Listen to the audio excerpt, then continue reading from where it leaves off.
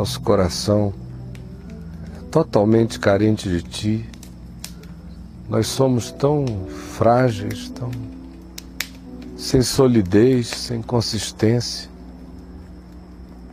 Nós não aguentamos nada. Sozinhos, nós estamos perdidos. Sem Tua presença, nós somos aquilo que nós somos, que são as coisas que não são. Hoje à noite, permite que alguma coisa muito verdadeira do Teu Espírito, algum milagre aconteça em nós. Que nós sejamos invadidos pela luz,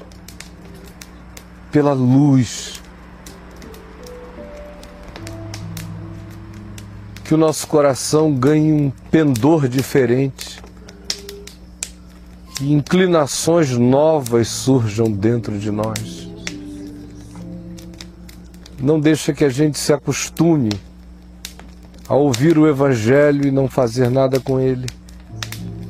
Permite que ele não seja para nossa condenação, seja para nossa salvação, para nossa vida melhor, para nossa vida reconciliada, pacificada e firmada em Ti.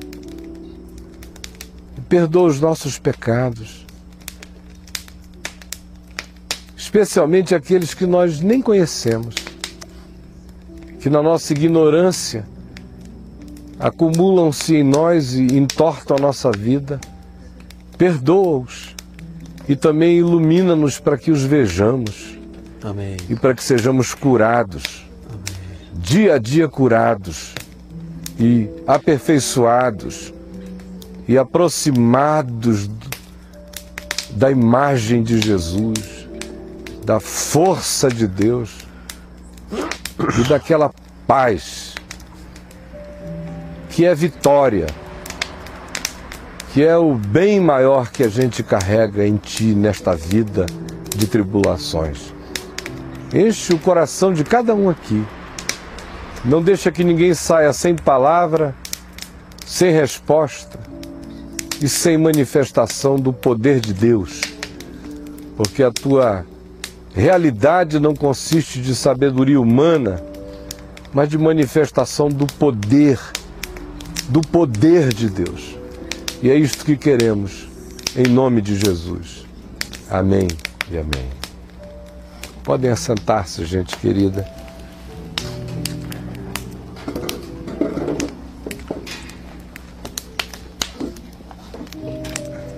Quem está vindo hoje pela primeira vez, erga uma de suas mãos.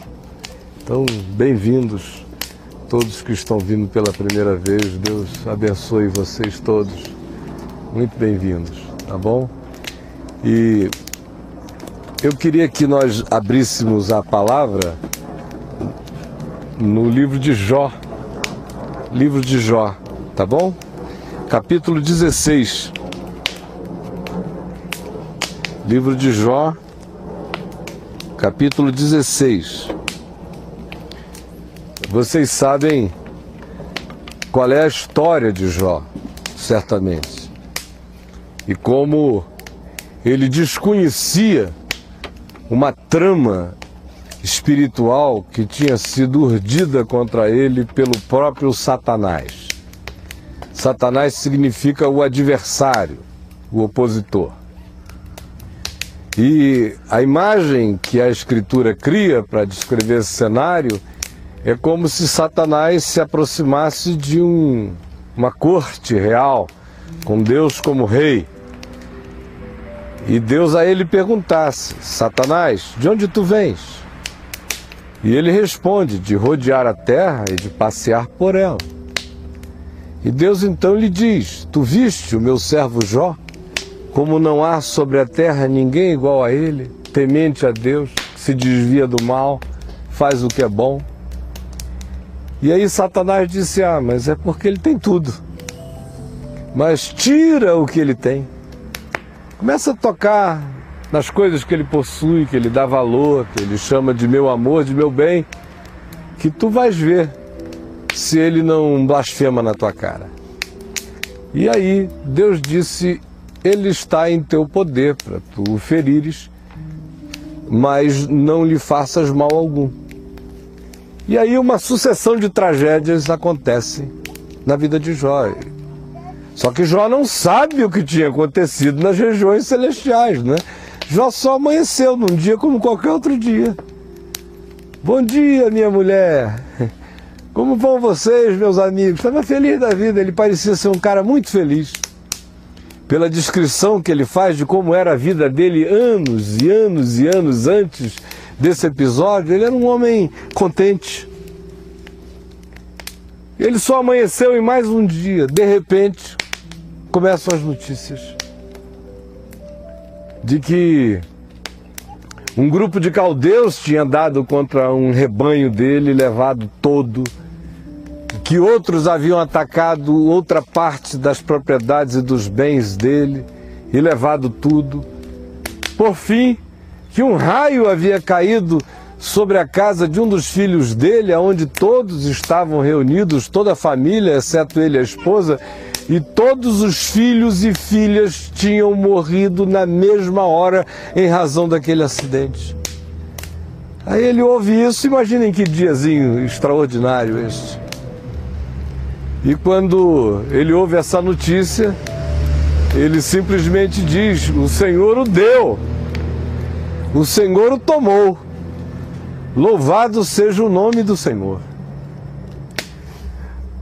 Aí Satanás aparece de novo na corte celestial. Jó não está sabendo nem do primeiro encontro, muito menos do segundo, ele só está gemendo de dor. E Deus pergunta, tu viste o meu servo Jó? E Satanás diz, ele só está reagindo assim porque tu não tocaste ainda na carne dele. Toca na carne dele, toca nele, nas entranhas, na pele, no sangue, nos ossos. Gera dor constante, ininterrupta nele, tu vais ver se ele não blasfema na tua cara. E o Senhor disse, tu tens permissão de tocar nele, só não lhe tires a vida. E Jó, gemendo de dor pelos seus filhos todos que tinham morrido, 10 de uma única vez, totalmente desamparado de seguranças materiais, porque tudo que ele possuía tinha sido levado também do dia para a noite, e ele não está enlutado com dores até a morte, ele também foi arrancado dele o poder de cuidar da própria vida. E agora, para piorar, ele acorda mais um dia sentindo todas as dores do mundo e crescem os sintomas de maneira avassaladora, erupções aparecem na sua pele, uma febre incontrolável graça, seu corpo fica purulento, seus ossos queimam, suas juntas ardem, não consegue se mexer. O mal vai se entranhando, impregnando nele, metendo-se nas suas entranhas. Era um câncer avassalador na pele, com consequências extraordinariamente corruptivas para o lado de dentro. E esse homem fica nojento até os sentidos da esposa dele. E ele diz, os meus servos fogem de mim, as minhas empregadas, se eu chamo, ninguém vem. Os que me acudiam antes, porque eu tinha bens, eu era o Jó, agora se eu chamo, todos se vão. Até a minha mulher se recusa a aproximar-se de mim. O meu hálito é asqueroso.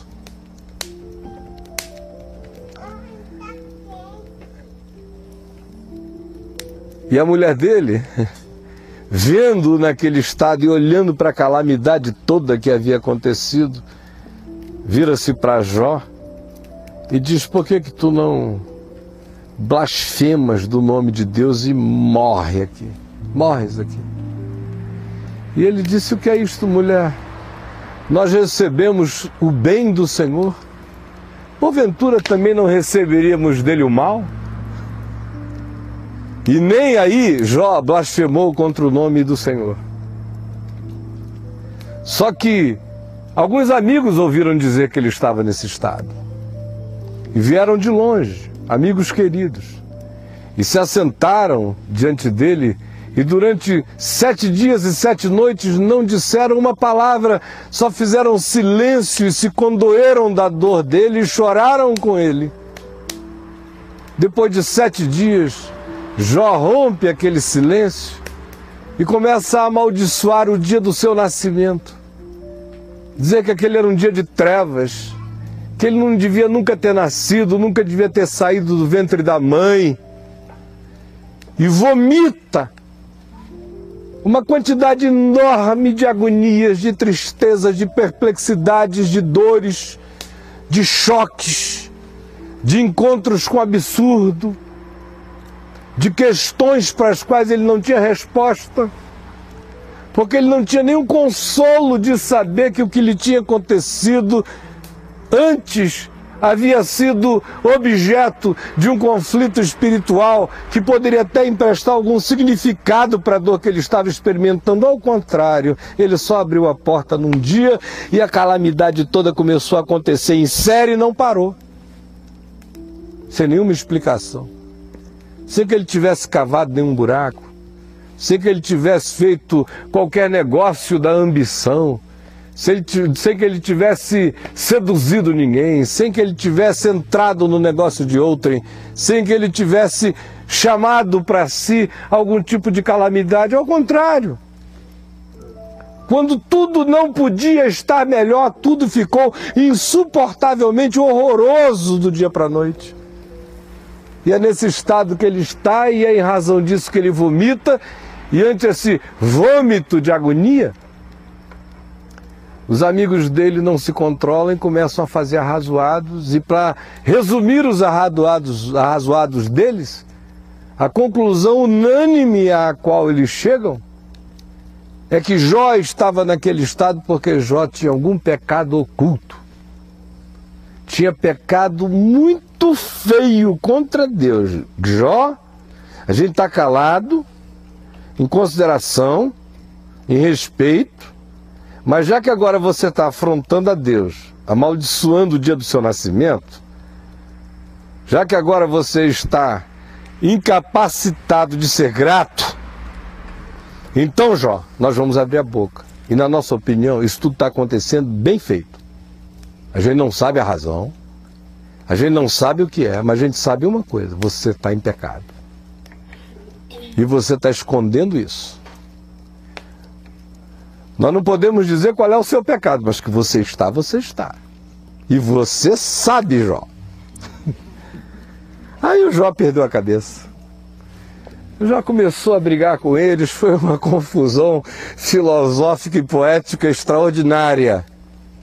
Até que a gente chega neste ponto aqui da história, no capítulo 16, e para quem quiser lê-la toda, tem aqui o livro de Jó, e tem também o meu livro, O Enigma da Graça, que é todo ele sobre o livro de Jó. Mas a gente chega neste ponto da história, em que Jó diz o seguinte: eu tenho ouvido muitas coisas como estas baboseiras de vocês, todos vós sois consoladores molestos. Vocês conhecem aqueles consoladores molestos? Aquele cara que vem se solidarizar com você, é pior a visita dele do que a do diabo. Porventura não terão fim essas palavras de vento? Pergunta Jó a eles. Ou que é que te instiga para responderes assim? Por que vocês estão com essa ânsia de ficar me dando respostas? Eu também poderia falar como vós falais, se a vossa alma estivesse em lugar da minha, só inverter os papéis. Eu poderia dirigir-vos um montão de palavras e menear contra vós a minha cabeça. Poderia fortalecer-vos com as minhas palavras e a compaixão dos meus lábios abrandaria a vossa dor. Se eu falar, a minha dor não cessa. Se me calar, qual é o meu alívio? Na verdade, as minhas forças estão exaustas. Tu, ó Deus, destruíste a minha família toda. Testemunha disto é que já me tornaste encarquilhado. A minha magreza já se levanta contra mim e me acusa cara a cara. Na sua ira me despedaçou Deus e tem animosidade contra mim, só pode ser. Contra mim rangeu os dentes e como meu adversário aguço os olhos. Homens abrem contra mim a boca, com desprezo me esbofeteiam e contra mim todos se ajuntam. Deus me entrega ao ímpio e nas mãos dos perversos me faz cair. Em paz eu vivia, porém ele me quebrantou. Pegou-me pelo pescoço, igual uma galinha, e me despedaçou. Pôs-me por seu alvo e ficou jogando flecha em mim. Atravessa-me os rins e não me poupa. O meu fel derrama na terra. Eu estou produzindo bilis para todo lado de agonia. Fira-me com ferimento sobre ferimento, fere-me com ferimento sobre ferimento. Não me dá descanso, Deus. Arremete contra mim como um guerreiro. Cozi sobre a minha pele o cilício e revolvi o meu orgulho no pó. O meu rosto está todo afogueado de chorar, e sobre as minhas pálpebras está a sombra da morte, embora não haja violência nas minhas mãos e seja pura a minha oração. Ó terra, não cubras o meu sangue, e não haja lugar em que se oculte o meu clamor. Já agora, sabei que a minha testemunha está no céu, e nas alturas está quem advoga a minha causa. Os meus amigos zombam de mim, mas os meus olhos se desfazem em lágrimas diante de Deus, para que ele mantenha o direito do homem contra o próprio Deus e do filho do homem contra o seu próximo, porque dentro em poucos eu seguirei o meu caminho de onde não tornarei. O meu espírito se vai consumindo, os meus dias se vão apagando e só tenho perante minha sepultura. Estou de fato cercado de zombadores, os meus olhos são obrigados a lhes contemplar a provocação. Dá-me, pois, um penhor, sê o meu fiador para contigo mesmo. Quem mais haverá que se possa comprometer comigo? Pergunta Jó. Olha só.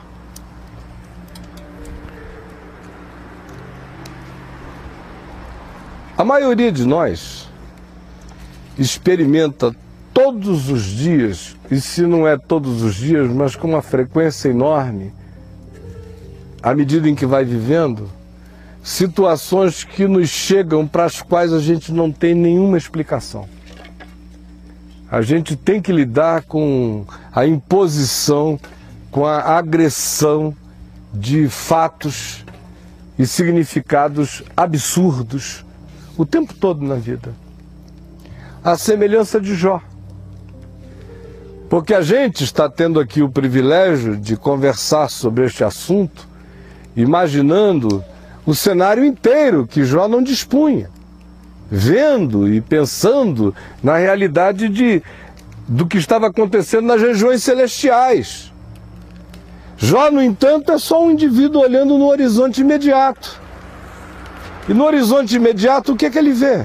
Absurdo, só absurdo. Vivendo uma vida tranquila, boa, mansa, justa, reta, limpa, íntegra.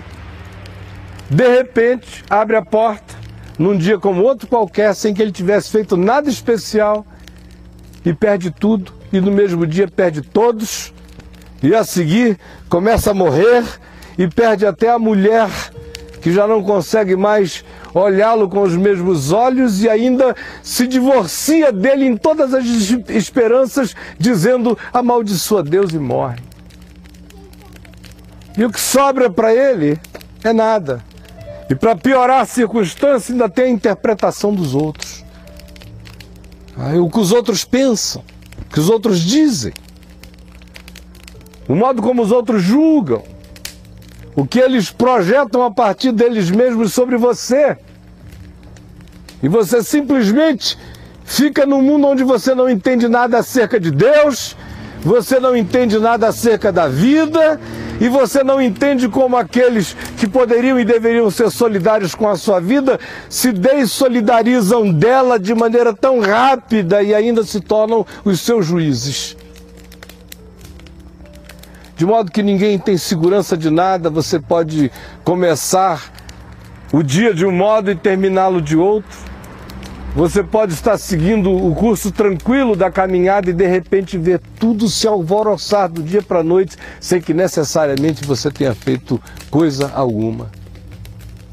Aí quando isso acontece, inevitavelmente, o coração da gente mergulha em grandes e grandes questões e dúvidas e perplexidades. Para não falar que, se a dor for aguda demais, o indivíduo fica possuído por total falta de significado. Ele começa a amaldiçoar o dia do nascimento. Ele começa a dizer: eu não devia ter nascido. Todo mundo aqui conhece esse sentimento.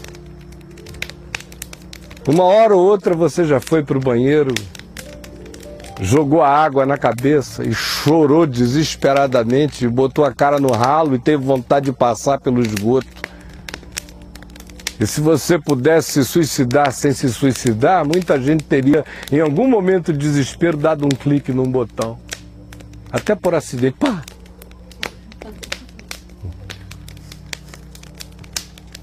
Porque quando o que de pior a gente conhece na vida é a morte, a gente quer viver. Mas quando o que de pior a gente conhece na existência é a vida, aí nesse tempo e nessa hora você quer morrer. Enquanto o pior inimigo é a morte, está longe de você, é uma contagem regressiva, você vai vivendo e quer viver. Mas o duro é quando a morte passaria a ser um refúgio. Quando você gostaria muito de ser consolado por ela e não por esses amigos. Consolado pela morte, ao invés de ainda estar assistindo a minha desgraça, de camarote, imperdível. Quando a vida fica assim, a morte vira um refúgio. E quando a morte vira um refúgio é porque nada mais tem sentido para o indivíduo agora. Eu sei que todos vocês estão me compreendendo isso em níveis diferentes. Tem gente que não padeceu nada praticamente ainda na existência até aqui, só imagino que possa ser. Outros já comeram bocados difíceis, esses compreendem bem melhor. O fato simples é um só. O que a gente tem que fazer quando a vida se apresenta a nós desse modo? Quando a nossa ignorância não nos consola, não nos traz nenhum elemento que nos seja fortalecedor da vida para que a gente continue, porque à nossa volta tudo esteja completamente arruinado. O que a gente faz nessa hora? Sem falar que a gente não sabe de nada mesmo. A gente está amanhecendo aqui, abre a porta, algo acontece, a gente lida só com o imediato. Meu Deus, os caldeus me roubaram, ladrões assaltaram outra propriedade, todos os meus filhos morreram. A gente fica preso ao imediato. Desconhece o que está para além, e não são só tramas espirituais. A gente desconhece um monte de outras coisas. Quase todas elas, ou todas elas. Você amanhece extremamente irritada, com ódio de todo mundo, com raiva, eriçada. Aí começa a orar: Senhor Jesus, segura esse diabo que quer se manifestar em mim. Que negócio é esse? Sai, Satanás. Aí passa o dia inteiro em vigilância espiritual, lê até o Salmo 91, para ver se fica livre daquela opressão. Aí 2 dias depois você descobre que era TPM. Não era o diabo, era TPM, você menstruou e diz: ai, que alívio, meu Deus, não era uma opressão espiritual, era uma TPM. Ou como eu, passei uma noite inteira expulsando um demônio, no tempo que eu expulsava muitos por dia. E aí a noite inteira expulsando um demônio de um missionário presbiteriano, que estava sob uma sujeição espiritual, é uma longa história, não vale aqui o caso descrevê-la. O fato é que até 5 da manhã eu estava ali expulsando o demônio. E voltei para casa muito angustiado de ver aquele irmão, amigo, colega de ministério naquele estado. Eu era novinho na fé, tinha 19 para 20 anos de idade. E triste com aquilo, com a esposa dele, com o que tinha causado tudo. Aí fui para casa, sem dormir. E 10 horas da manhã comecei a me sentir mal. 3 da tarde eu estava horrível. 6 da tarde eu estava vendo tudo escuro. Aí quando deu meia-noite eu falei, vai ver que é resíduo daquele diabo. Só pode ser. E passei o resto da noite, olha, encarando o bicho na testa, de frente. De manhã eu estava com hepatite do pior tipo, todo equitérico. O meu diabo era hepatite. Agora imagina só o que a gente enfrenta na vida de brigas que não são. Tem um transtorno hormonal. O indivíduo fica propenso a determinadas coisas. Ninguém sabe o que está acontecendo, nem ele, mas todo mundo diz, fulano é um nervoso desesperado, eu nunca vi um cara, deve ser um espírito ruim, e o coitado está ali, ó, vivendo numa ebulição que ele mesmo não consegue explicar porque dentro dele as coisas estão naquele estado, e ele diz, eu quero ser normal, eu devo ser ruim mesmo, depois de um tempo, o transtorno hormonal vira ruindade, para ele e para os outros e para todos. O cara era esquizofrênico. Mas quantos esquizofrênico foi tratado como endemoniado no Ocidente? Ou o cara carregava dentro de si algum tipo de elemento que gerava uma desarmonia, que provocava uma mudança de comportamento. Elemento esse desconhecido por todos e para todos, mas as consequências comportamentais e visíveis eram por todos percebidos e todos julgam, presumem entender, e o próprio indivíduo às vezes se mata de agonia, se associando ao que de pior ele possa se associar, sem saber que a causa era absolutamente banal. Banal. Por que eu estou falando isso? Primeiro, para dizer que a gente não sabe de nada, assim como Jó desconhecia a história inteira e aqui explicava e interpretava o que estava acontecendo com ele.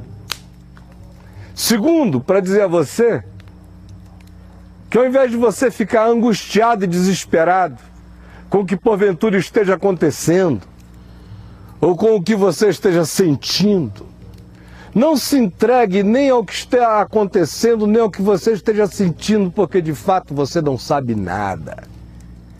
E na ausência de consciência, só há uma coisa que substitui tudo: confiança. Confiança.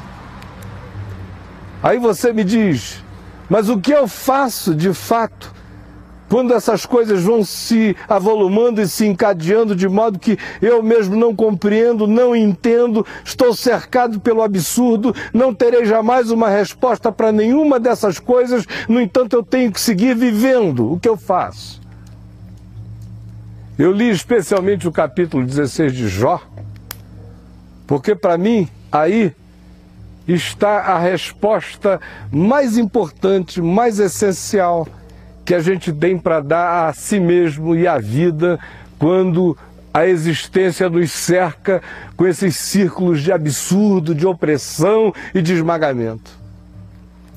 Jó diz, eu evoco nos céus a Deus como minha testemunha. Quem eu tenho mais para ser minha testemunha de quem eu sou, senão Deus?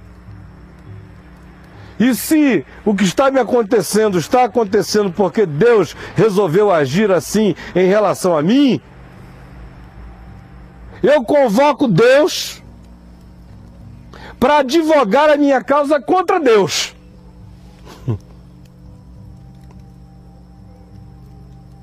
E eu chamo Deus para ser meu fiador contra Deus.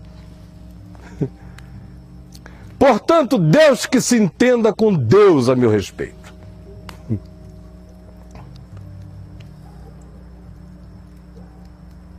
Porque Jó, em momento algum, poderia dizer Deus não é. Ele só poderia dizer, eu não entendo o que Deus está fazendo, mas Deus, ele sabia que era Deus. Aí, ele pega e diz, eu constituo Deus para se entender com Deus a meu respeito. Essa é a única coisa que a gente tem que fazer.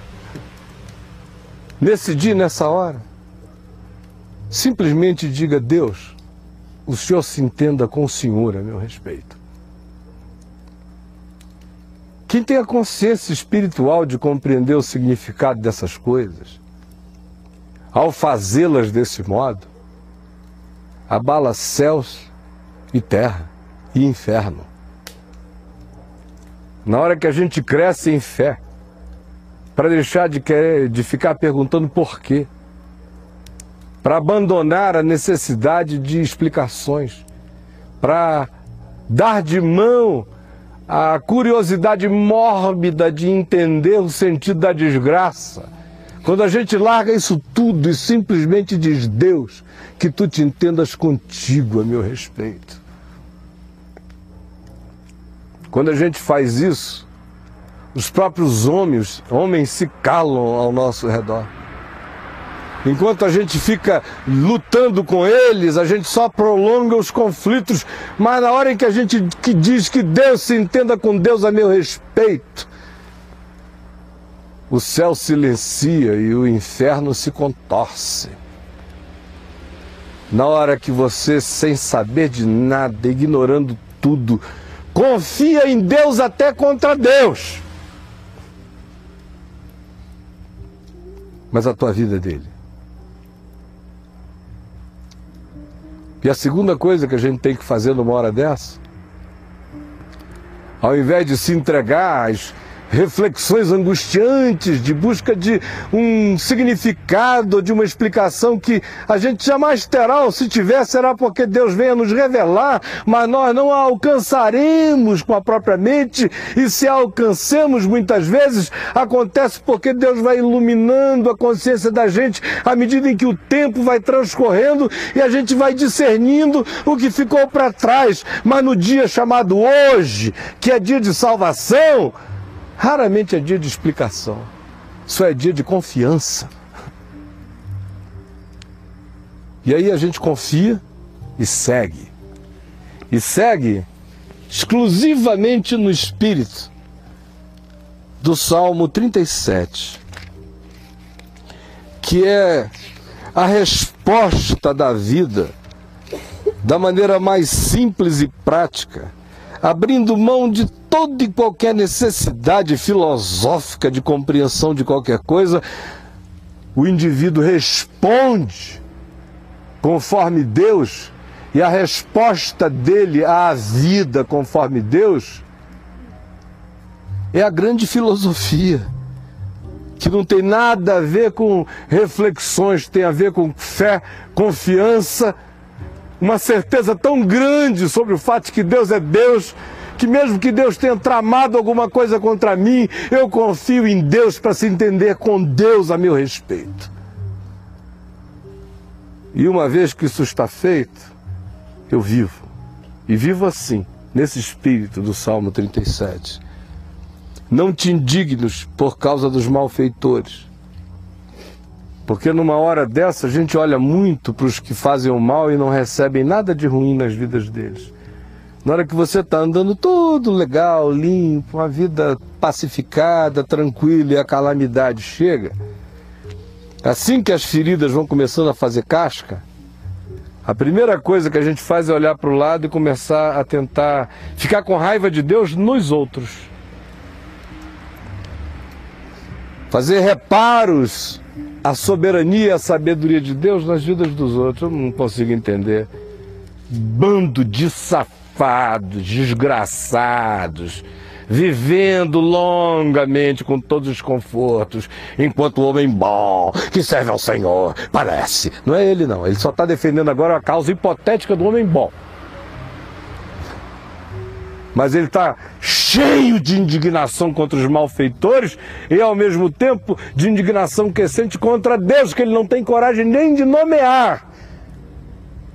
Mas na covardia da nomeação, ele projeta tudo que ele sente sobre o outro, que de fato é malfeitor, mas que não era percebido com essa intensidade toda por ele, até que a dor dele tenha chegado nesse estado, que agora exacerba tudo e ele se torna um ser amargo e cheio de juízos. Essa é a desgraça numa hora dessa. É se indignar por causa dos malfeitores, é passar a ter inveja dos que praticam iniquidade.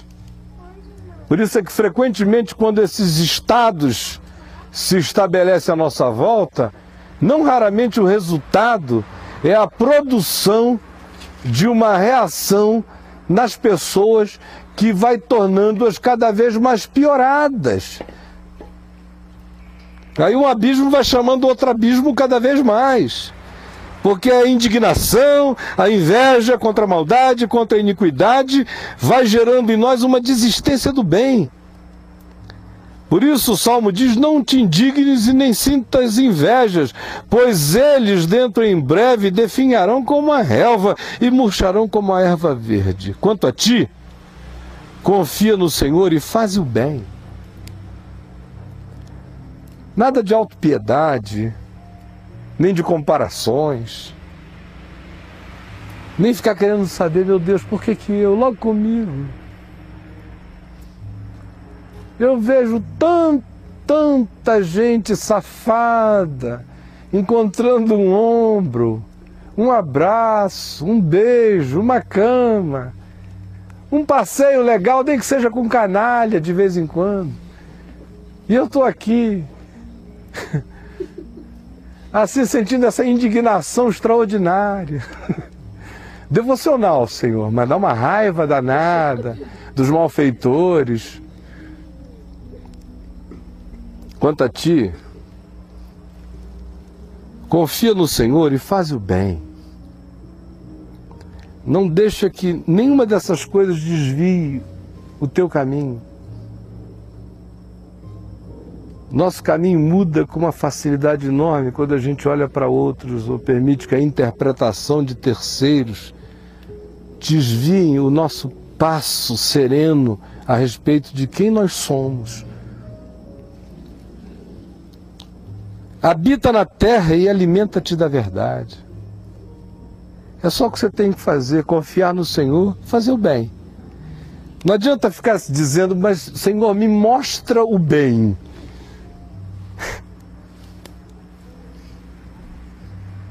Aí o Senhor vai dizer, olha, eu vou te mandar para Deus, hein? Deus vai te dizer, eu vou te mandar para Deus. Pare com isso, todo mundo sabe o que é bom. Confia no Senhor e faz o bem. Sem filosofia nenhuma. Faz o bem.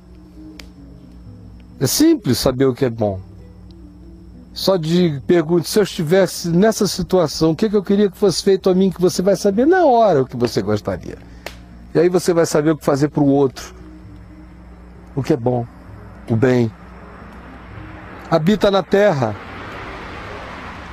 Em qualquer terra, a terra que Deus te deu, te botou, habita lá e alimenta-te da verdade.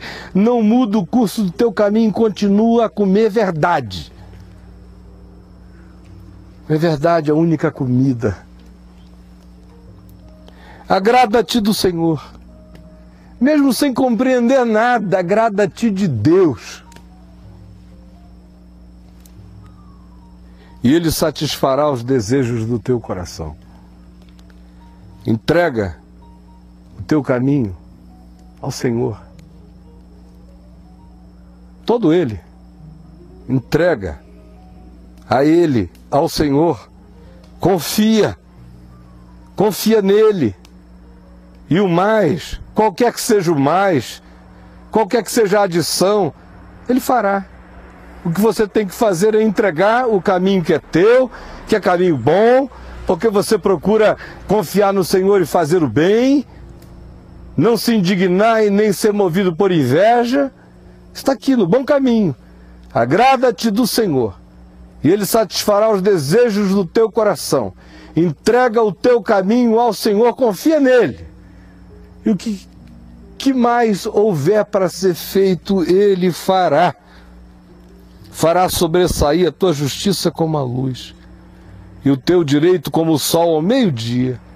Descansa no Senhor e espera nele. Não te irrites por causa do homem que prospera em seu caminho, por causa do que leva a cabo os seus maus desígnios. Deixa ir, abandona o furor, não te impacientes, certamente isso acabará mal. Mais um pouco de tempo e já não existirá o ímpio.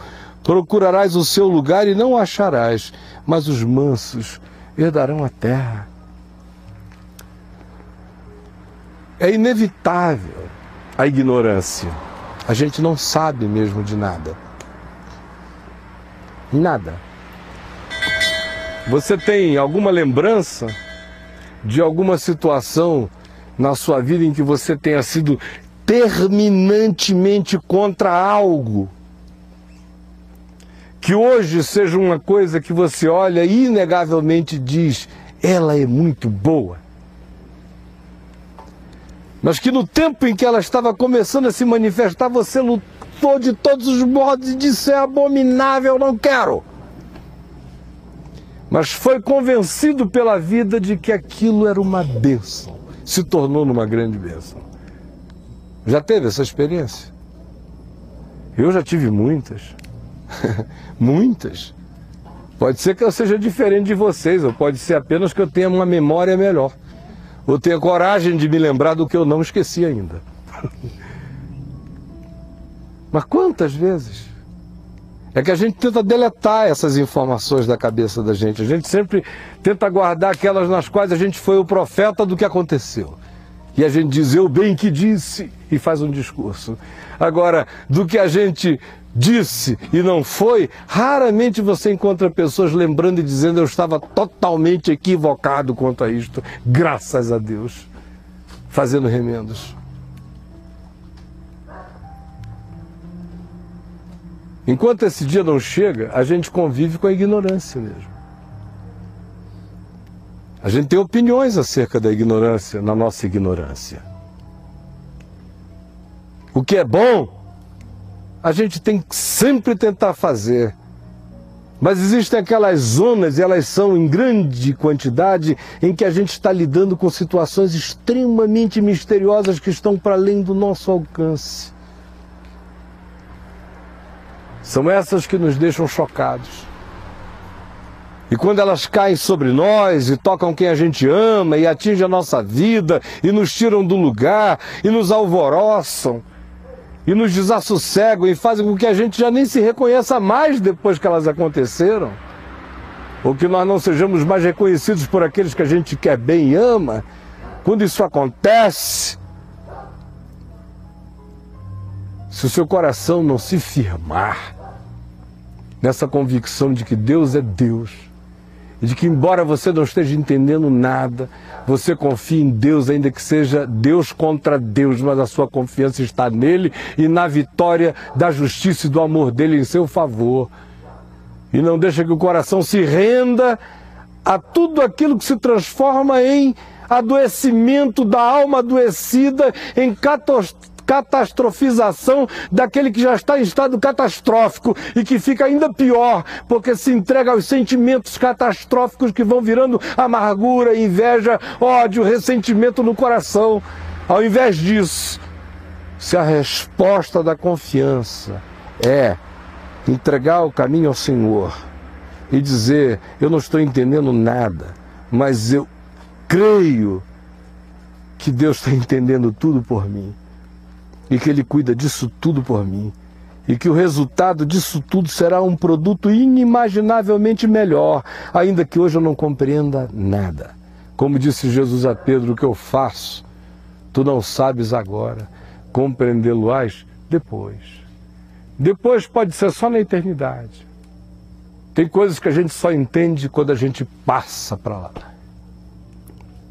Agora, há muitas outras que a gente vai entendendo à medida em que o tempo vai passando. O próprio Jó não levou tanto tempo para entender. Quando Deus mudou a sua sorte, do dia para a noite. E depois do curso de anos, lhe deu outros 7 filhos e 3 filhas. E restituiu tudo a ele, muitas vezes mais, e ele olhou para trás e entendeu muita coisa. Mas se Deus não tivesse restituído os filhos e não tivesse feito nada, ainda assim, se ele tivesse se mantido em confiança, ele iria olhar para trás e iria dizer: eu não tenho hoje os tesouros que um dia tive, do lado de fora. Mas do lado de dentro, eu nunca fui tão rico. Porque se você mantém a confiança no Senhor, na hora da perplexidade, e não desiste da confiança em perseverança, não importando o que, caminhando pela fé, sem se deixar emocionalizar, levar, agitar por ventos distintos ou perplexantes, mas antes mantiver a confiança, o resultado será só um. No fim a gente sempre compreende, e compreende que foi-nos bom termos passado pelo que a gente passou, porque se o coração ficar firme no amor e na confiança, o resultado disso é um tesouro inimaginável. Eu não estou preparando ninguém aqui para catástrofes, não. Isso não é um curso de catástrofe. Não é aquele programa do National Geographic chamado Desastres Aéreos. Não é isso, não. Eu só estou dizendo a vocês que é inevitável. Inevitável. Catástrofes não necessariamente, mas dói, não dói alguma coisa? A catástrofe é sempre do tamanho da dor do dia. Por isso Jesus disse: basta cada dia o seu próprio mal. Hoje, firme no coração essa disposição. Você não está entendendo um bocado de coisa, e saiba, você não entende nem o que acontece no seu corpo, nem nos seus hormônios, nem nas engrenagens neuronais da dimensão física da sua existência. Vai entender o que mais. Agora creia que você está sendo apenas acachapado pela sua ignorância, mas que acima da sua ignorância existe sentido, significado. E se você não está entendendo agora, é porque ainda não chegou a hora de entender. Chegou a hora de crer sem entender nada, de caminhar e ir adiante sem compreensão alguma, mas mantendo a compreensão original de que seja o que for que aconteça, o justo viverá pela fé. E eu peço a Deus que se entenda com Deus a meu respeito. Deus não é um problema meu. Eu não vou resolver nenhum problema de Deus, não vou equacionar Deus, não vou melhorar Deus para mim, não vou fazer Deus melhor para Ele, não vou fazer nada com Deus. Deus não vai aumentar, Deus não vai diminuir, Deus é Deus. E eu creio nele. Então que Deus se entenda com Deus a meu respeito. E é na cruz o lugar onde Deus se entendeu com Deus a nosso respeito. Aonde Deus brigou com Deus, aonde Deus foi o réu em Jesus, em meu lugar, aonde Deus foi o juiz sobre mim em Cristo, aonde Ele foi a oferta em meu lugar em Cristo, aonde tudo foi feito e consumado, aonde Deus se entendeu com Deus por nós. Aí creia e siga, porque à medida em que você for andando, vai ser forjado um ser novo, com têmporas fortes, com rigidez, com caráter, com obstinação de fé, com segurança, com aquela determinação de confiar e de caminhar sem vacilar. Esse é o grande milagre da graça de Deus sobre a vida da gente. Não é eu chegar aqui e dizer a vocês: olha, agora vamos ficar em pé, porque eu vou passar aí pelo meio de vocês, na hora que eu bater a mão na testa, vocês vão cair. Ou eu vou tirar, vou inventar uma nova modalidade. Benihá. Benihá. E eu vou jogar, e quando eu jogar, essa toquinha vai... Aí, já tem até alguns caindo aqui. Essa toca é poderosa, vocês estão pensando o quê? Aí o cara, pô... Aí levanta, todo assim, surtado. O que foi que você viu? Não vi nada, eu estou me sentindo uma maravilha. Aí vai para casa e o pau continua cantando e ele continua tendo que vir a um lugar como esse, buscar cair para ver se esquece. É porrezinho de crente. Aquela quedinha, para ver se ele esquece. Não é isso que eu estou fazendo aqui, eu estou tentando, em nome de Jesus, dar instrumentos para você se preparar para viver. Porque os dias são maus. E Jesus disse, neste mundo vocês terão aflições, mas tenham um bom ânimo, porque eu venci o mundo. Levanta a cabeça e caminha doce, e caminha sem indignação, e caminha sem inveja, e caminha sem comparação, e caminha sem olhar para o ímpio nem para o malfeitor. Confia no Senhor e faz o bem. Habita na terra e alimenta-te da verdade. Entrega o teu caminho ao Senhor, confia nele, e o mais ele fará.